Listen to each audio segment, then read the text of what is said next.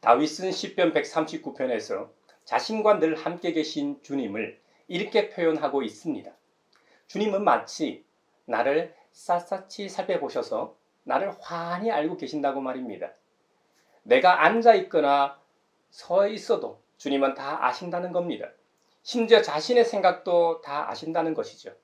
왜 우리도 너무 친밀한 사이에는 가까이 있을 때는 그 사람의 표정을 보고 단번에 그 사람의 생각을 알아차릴 때가 있지 않습니까? 멀리 있어도 평소 그 사람을 잘 알기에 의중을 알아차리기도 합니다. 사실 그것과는 비교조차 안 되지만 우리의 일상에서 표현하자면 그렇다는 겁니다. 이뿐이 아닙니다. 내가 길을 갈 때나 누워 잠을 잘 때나 주님의 시선은 나에게서 떠나지 않습니다. 내 모든 행실을 다 알고 계신다는 것이죠. 내가 말하지 않아도 내가 하려는 말을 이미 다 알고 계신다는 겁니다. 주님께서 나의 앞뒤에서 나를 두루 감싸주시고 보호하시기 때문입니다. 다윗은 자신의 삶의 여정을 통해 이 사실들을 깨달았다고 고백합니다.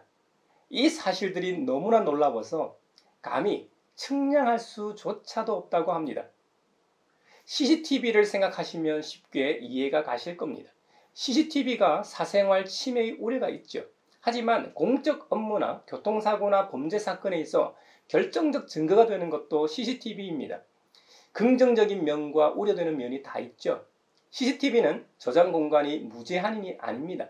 보통 2주가 지나면 제일 먼저 기록된 영상들은 자동적으로 지워지고 가장 최신 영상이 덮어서서 기록되는 방식이라 한계가 있습니다. 하지만 우리 하나님은 우리의 모든 행위를 다 기록하고 계십니다. 우리가 태어나는 순간부터 죽을 때까지의 모든 시간을 말입니다. 이 세상 어디에도 없는 나 자신의 기록을 가지고 계신 셈이죠. 하지만 예수님을 믿는 우리는 걱정할 필요가 없습니다. 우리에게는 중보자 예수 그리스도가 계시기 때문이죠.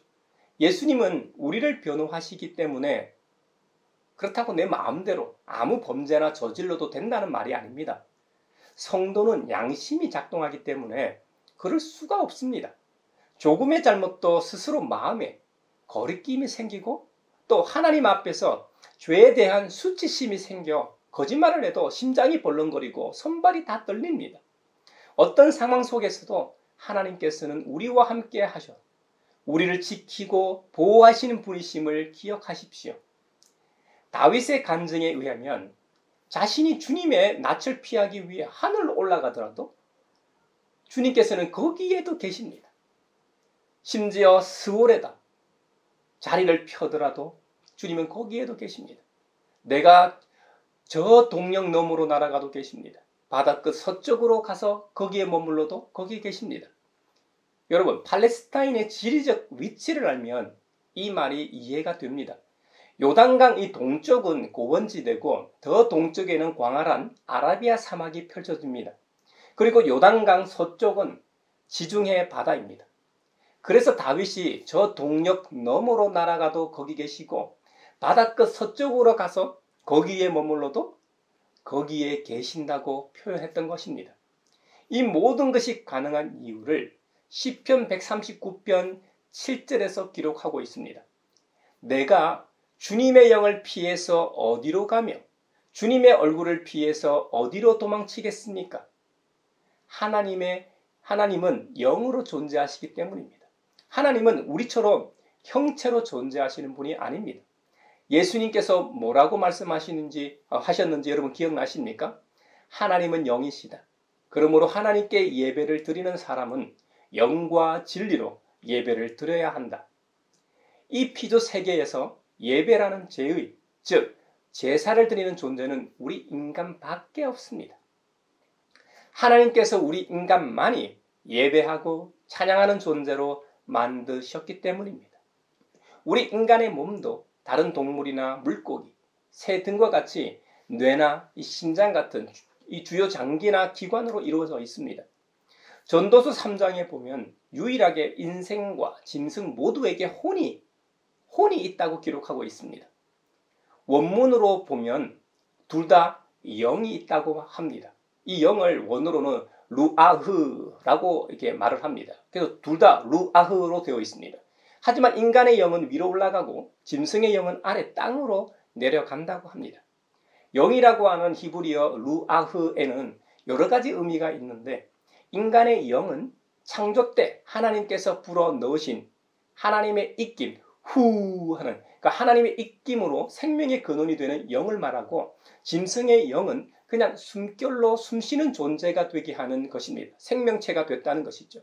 전도서 3장에서 강조하는 것은 다른 짐승에 비해 차별되는 인간의 존엄성이 아니라 인간과 짐승의 혼이라는 이 영이 육체와 분리되어 더 이상 활동할 수 없는 존재가 된다는 것에 강조점이 있습니다. 또한 분리된 이후에는 각기 방향이 다르다는 것을 알려주고 있는 것이죠.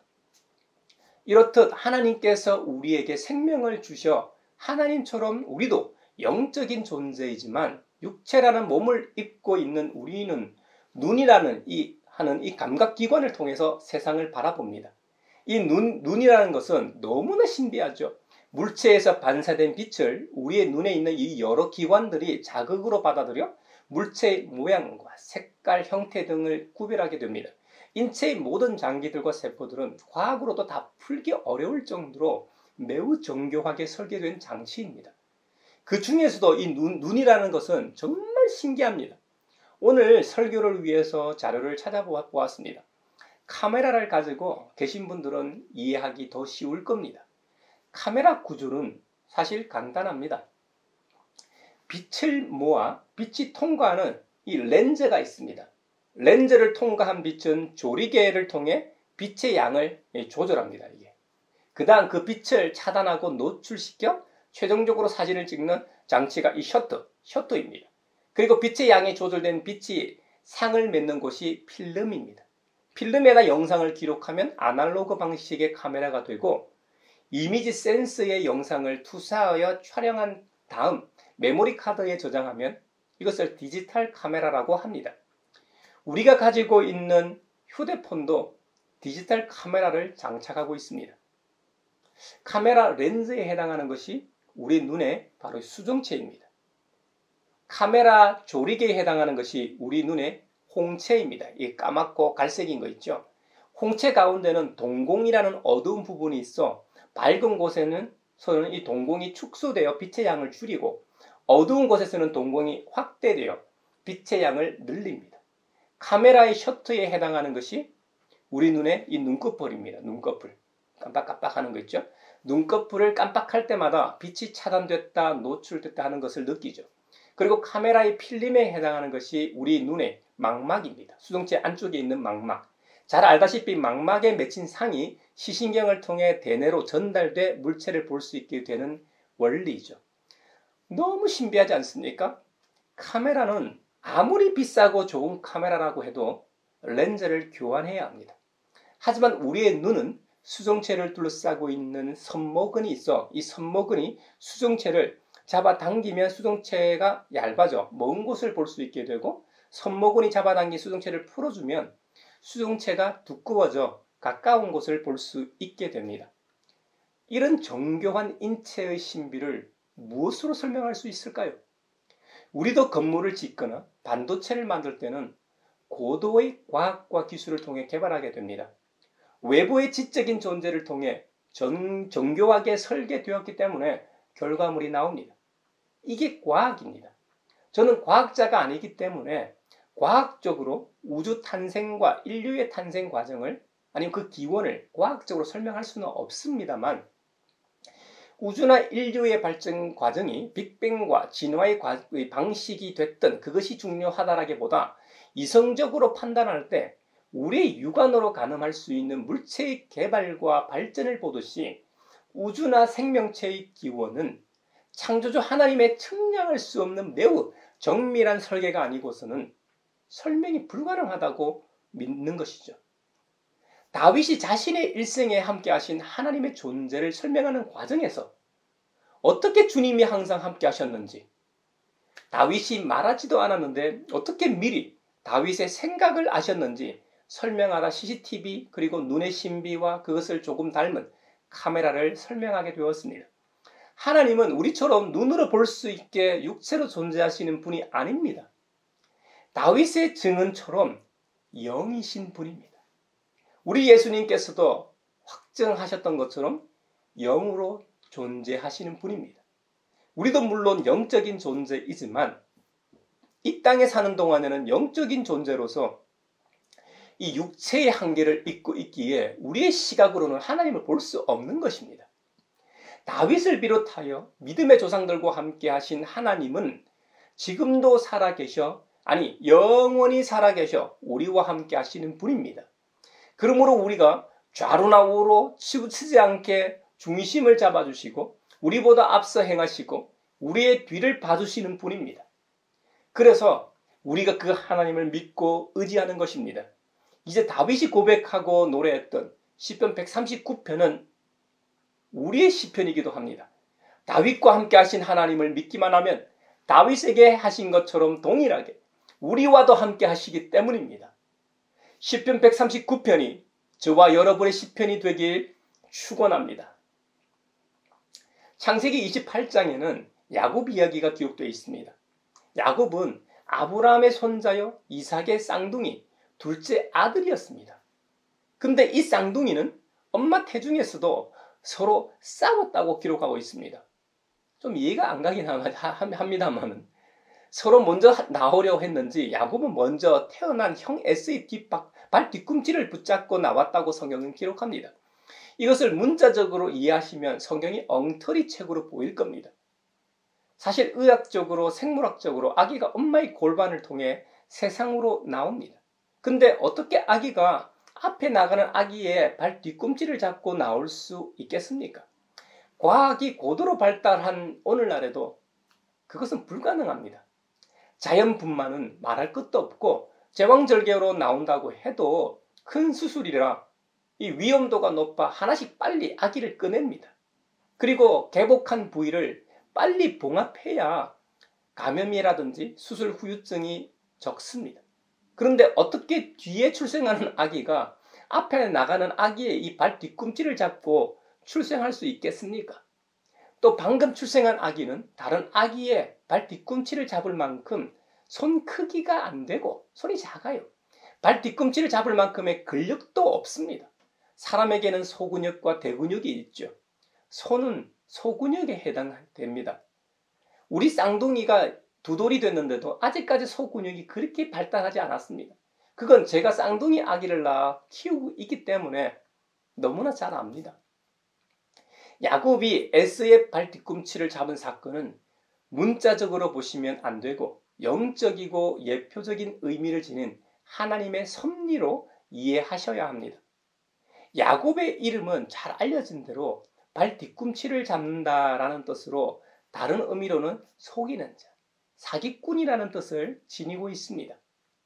실제로 배고픈 형을 속여 장자의 명분을 팥죽 한 그릇에 사기도 했고 엄마 리브가와 작당해서 형 에서의 장자 축복권을 뺏기도 했습니다. 훗날 장인에게서 자신의 몫을 얻기 위해 속이기도 했습니다. 하지만 하나님의 섭리와 은혜로 새롭게 태어납니다. 그래서 이스라엘이라는 새로운 이름을 받게 되지 않습니까? 이스라엘 이름의 원어의 의미를 살펴보면 하나님을 의미하는 엘과 왕비 귀부인을 뜻하는 사라가 합쳐진 단어입니다. 그래서 하나님과 겨루어 이긴 자라는 뜻으로 알려져 있지만 그 문구에 따른 정확한 번역은 하나님과 더불어 힘을 얻어 강하게 된 자입니다. 그래서 이스라엘 민족은 하나님이 통치하시는 민족이 된 것이죠. 장자 축복권을 뺏은 일로 인해 형 에서가 동생 야곱을 죽이려고 했습니다. 왜 안 그랬겠어요? 그래서 겁이 난 하란에 있는 외가로 도망쳐버립니다. 하란으로 가는 도중에 날이 저물어 하룻밤을 지내게 됩니다. 돌을 하나 주워서 베개로 삼고 거기서 잠을 청했습니다. 근데 말이죠. 그날 밤 꿈을 꿨습니다. 꿈에 본 적 사닥다리 같은 이 층계가 그 꼭대기가 하늘에 다 있는 거예요. 하나님의 천사들이 그 층계를 오르락내리락 하고 있었습니다. 너무나 신비한 장면이었습니다. 근데 그 층계 위에서 하나님께서 서서 말씀까지 하셨습니다. 나는 주 너의 할아버지 아브라함을 보살펴준 하나님이요 너의 아버지 이삭을 보살펴준 하나님이다. 네가 지금 누워있는 이 땅을 내가 너와 너의 자손에게 주겠다. 너의 자손이 땅의 티끌처럼 많아질 것이며 동서남북 사방으로 퍼질 것이다.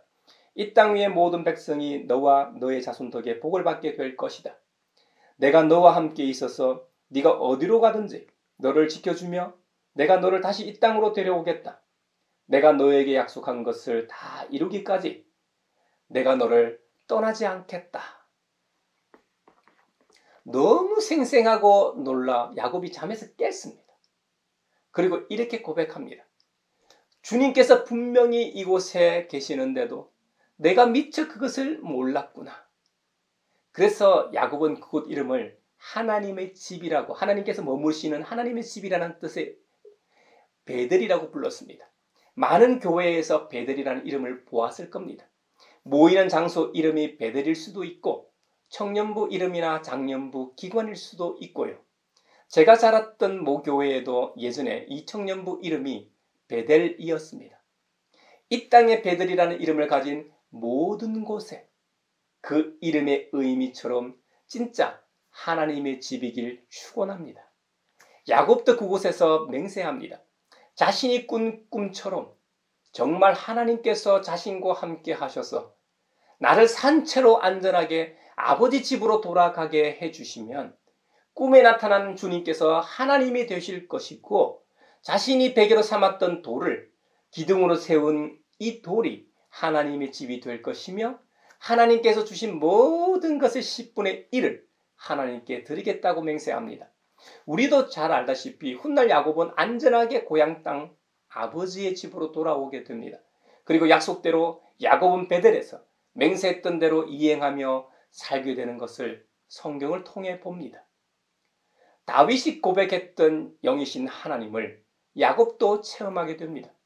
야곱도 실제로 우리가 서로 대면하듯이 하나님을 만났던 것은 아닙니다. 모세 오경인 출애굽기 33장에는 주님의 영광을 보여달라고 요청하는 모세에게 이렇게 말씀하셨습니다. 내가 너에게 나의 얼굴은 보이지 않겠다. 나를 본 사람은 아무도 살 수 없기 때문이다 라고 말씀하셨습니다. 사도 바울도 디모데전서 6장에서 이렇게 말합니다. 오직 그분만이 죽지 않으시고 사람이 가까이 할 수 없는 빛 속에 계시고 사람으로서는 본 일도 없고 또 볼 수도 없는 분이십니다. 그분에게 존귀와 영원한 주권이 있기를 빕니다. 아멘 하고 말입니다. 그럼에도 불구하고 성경에는 하나님을 직접 뵌 적이 있는 경우들을 기록하고 있습니다.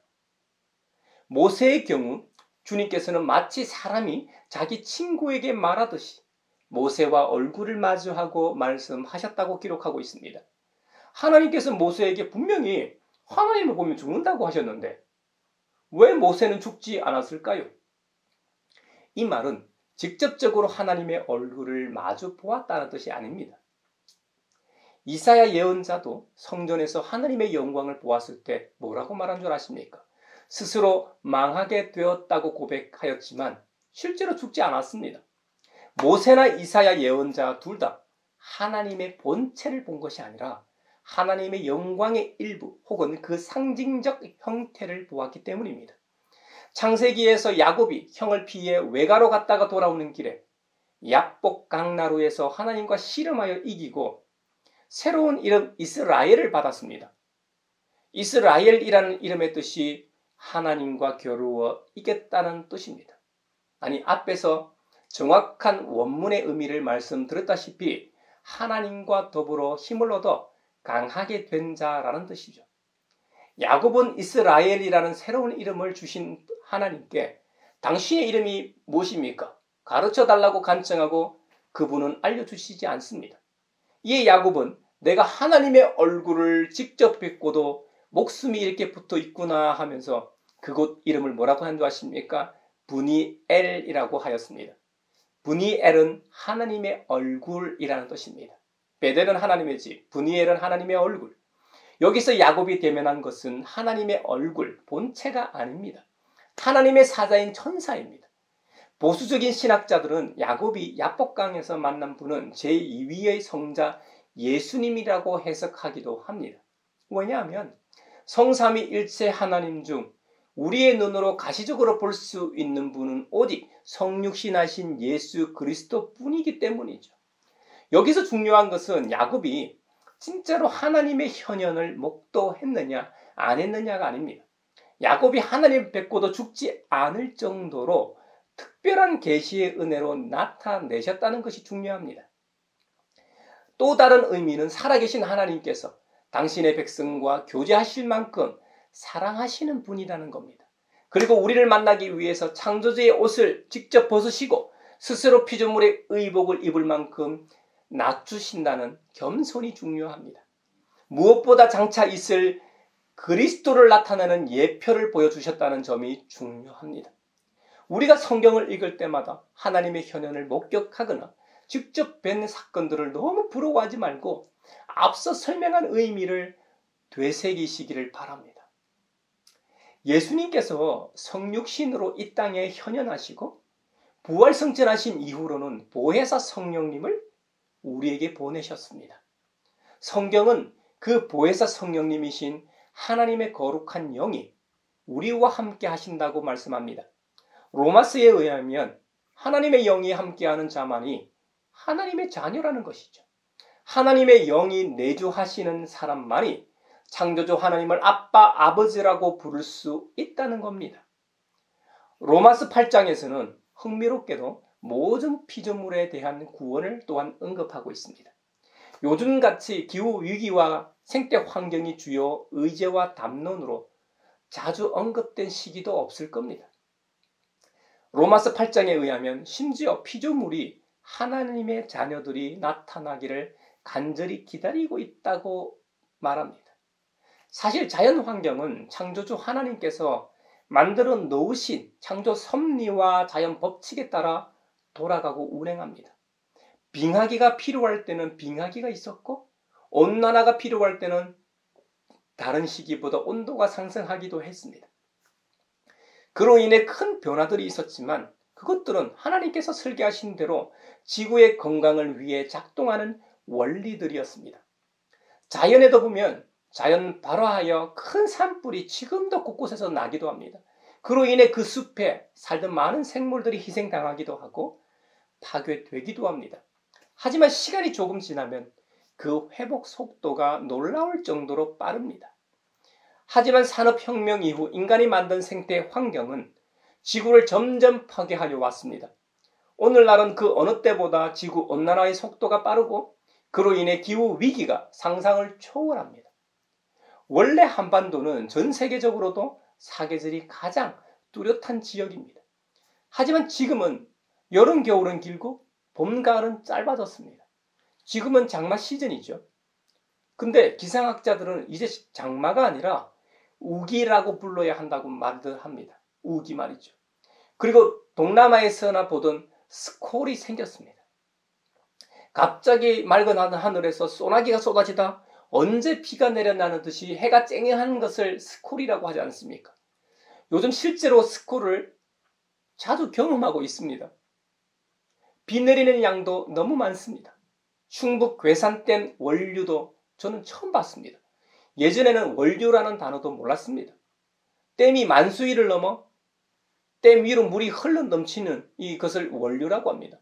괴산댐 관계자에 의하면 많은 비가 올 것을 예상해 미리 최저 수위까지 방류를 해뒀지만 갑작스레 쏟아진 폭우가 너무나 심해가지고 소용이 없었다고 합니다. 이렇듯 인간에 의해 파괴된 자연은 자신의 아픔과 고통을 기후 위기로 다시 인간에게 돌려주고 있습니다. 인간에게 고통을 주기 위해서가 아니라 이만큼 우리가 파괴되어 아프다는 것을 알리는 것이죠. 제발 함께 살자고 말입니다. 이제 좀 그만하라고 말이죠. 사실 그 어느 때보다 피조 세계가 구원을 갈망하고 있습니다. 우리 인간이 구원의 주체는 아닙니다. 창조주이신 우리 주님께서 우리 인간을 포함하여 모든 피조 세계가 평화롭게 살아갈 수 있도록 구원하시는 통로로 도구로 우리 인간이 쓰임 받는 것이죠. 하나님의 거룩한 영이신 성령님이 내주하시는 하나님의 자녀로서 우리의 삶의 현장에서 피조물의 구원을 위해 친환경적 생활을 해야 합니다. 여러 차례 언급했지만 교회는 일회용품 사용을 줄이고 적지 않은 돈이 들더라도 대체 에너지를 사용할 수 있는 건물 시스템을 구축해야 합니다. 문화 대명령을 받은 하나님의 자녀들이 먼저 앞장서서 솔선수범해야 합니다. 이것이 구원을 고대하는 피조 세계에 대한 성도로서의 응답일 겁니다. 여러분, 한 번은 예수님께서 몰려든 사람들에게 가라지 비유를 하신 적이 있습니다. 하늘나라는 자기 밭에다가 좋은 씨를 뿌리는 사람과 같다고 말씀하셨습니다. 사람들이 잠자는 동안 밀밭에 원수들이 와서 가라지를 뿌리고 갔다는 겁니다. 먼저 뿌린 것은 분명 밀인데 뒤에 심은 가라지가 더 잘 자랍니다. 지난 시간 씨 뿌리는 농부 이야기에서 말씀드렸습니다만 잡초가 생명력이 더 강하고 더 잘 자랍니다. 가라지 비유도 마찬가지입니다. 종들이 밀밭에 가라지가 너무 무성하니까 주인께 말씀드려 가라지를 뽑아버릴까요? 하고 물었더니 주인이 뭐라고 말씀한 줄 압니까? 괜찮다는 겁니다. 지금 가라지를 뽑으면 밀까지 뽑을 수 있기 때문에 그냥 내버려 두라는 겁니다. 나중에 추수 때에 추수꾼들에게 먼저 가라지를 뽑고 단으로 묶어서 불태워버리고 밀은 내 곳간에 거두어 들이라고 하면 된다는 겁니다. 무리들은 해산하고 예수님과 제자들이 따로 어떤 집에 들어가셨습니다. 그 자리에서 제자들이 조금 전에 했던 밭의 가라지 비유에 대해서 좀 더 자세하게 설명해달라고 요청합니다. 이에 예수님께서 말씀하십니다. 좋은 씨를 뿌리는 이는 인자고 밭은 세상이고 좋은 씨는 그 나라의 자녀들이고 가라지는 악한 자의 자녀들이라고 하셨습니다. 그리고 가라지를 뿌리는 원수는 악마고 추수 때는 세상 끝날이고 추수꾼은 천사들이라고 하셨습니다. 세상 끝날에 인자께서 천사들을 보내셔서 죄짓게 하는 모든 일과 불법을 행하는 모든 사람들을 자기 나라에서 모조리 끌어 모아다가 불아궁이에 쳐 넣을 거라는 겁니다. 그러면 그들은 당연히 불아궁이 거기서 울며 이를 갈겠죠. 그때에 좋은 시에 해당하는 주님의 자녀들은 어떻게 되는 줄 아십니까? 아버지 나라에서 해와 같이 빛나게 된다는 겁니다. 이것이 주님께서 우리에게 전하시는 복음의 내용입니다. 우리 모두가 메시아이신 그리스도를 통해 하나님의 자녀가 되게 하는 것 말입니다. 로마서 말씀대로 하나님의 자녀는 그 안에 하나님의 거룩한 영이 계신 자들입니다. 저와 여러분 모두에게 성령님이 계시다면 우리 모두는 하나님의 자녀입니다. 훗날 추수 때에 하나님 나라에서 해와 같이 빛날 존재들입니다. 하지만 우리가 함께 신앙생활을 한다고 해서 모두가 하나님의 자녀라고 말할 수는 없다는 겁니다. 신앙 공동체 안에서 함께 있다고 해서 모두가 하나님 나라에서 해와 같이 빛날 존재들이라고 말할 수도 없다는 겁니다. 예수님의 12 제자들을 한번 보십시오. 가룟 유다는 은 30세겔에 선생님을 팔아 넘겼습니다. 출애굽기에 의하면 노예가 사고로 소에 받쳐서 죽었을 때에 배상하는 배상금이 은 30세겔입니다.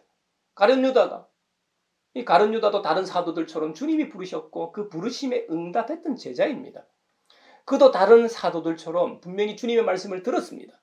기적의 현장에 함께 있었습니다. 그리고 다른 제자들처럼 다양한 책임을 맡고 있었고 사역 분담을 해서 열심히 일하기도 했습니다. 함께 생활할 때는 다른 제자와 별반 차이가 없었습니다. 마지막에 갔어야 스승을 파는 가라지였음이 드러났습니다. 우리라고 그러지 말라는 법이 없습니다. 누가 장담할 수 있습니까? 누가 나는 절대로 그러지 않을 거라고 장담할 수 있습니까? 수사도였던 베드로도 장담했지만 중요한 순간에 스승을 모른다고 부정했습니다. 세 번째 부정에서는 저주까지 하지 않았습니까? 우리도 그렇게 연약한 자들입니다. 그러니 항상 하나님의 거룩한 영이신 성령님의 도움이 필요한 자들입니다. 아니, 우리는 더 절실히 필요한 자들입니다. 그래서 하나님께서는 우리에게 성령님을 주셨고 성령님을 통해 신앙생활하게 하시는 겁니다. 오늘 우리는 다윗의 노래를 통해 하나님께서 영으로 우리와 함께 하심을 살펴보았습니다. 야곱 역시 영으로서 함께 하실 뿐만 아니라 때로는 직접 현현의 계시의 은혜를 체험하게도 하심을 보았습니다. 하나님의 거룩한 영이 함께 하시는 자만이 하나님의 자녀임을 알게 되었습니다. 우리가 안전하다고 생각하는 신앙 공동체 안에서 함께 신앙생활을 한다고 해도 가룟 유다나 베드로 사도처럼 마지막 순간에 가서 배반할지도 모릅니다. 그러니 믿음 생활에 있어 항상 겸손합시다. 남을 높이고 나를 낮추는 우리가 되길 바랍니다. 또한 성령 하나님의 인도하심에 따라 살아감으로 우리를 둘러싸고 있는 모든 피조 세계도 함께 구원받는 은혜가 있기를 바랍니다. 이번 한 주간도 하나님의 거룩한 영이신 성령님이 계신 하나님의 자녀로서 살아가는 저와 여러분이 되길 축원합니다.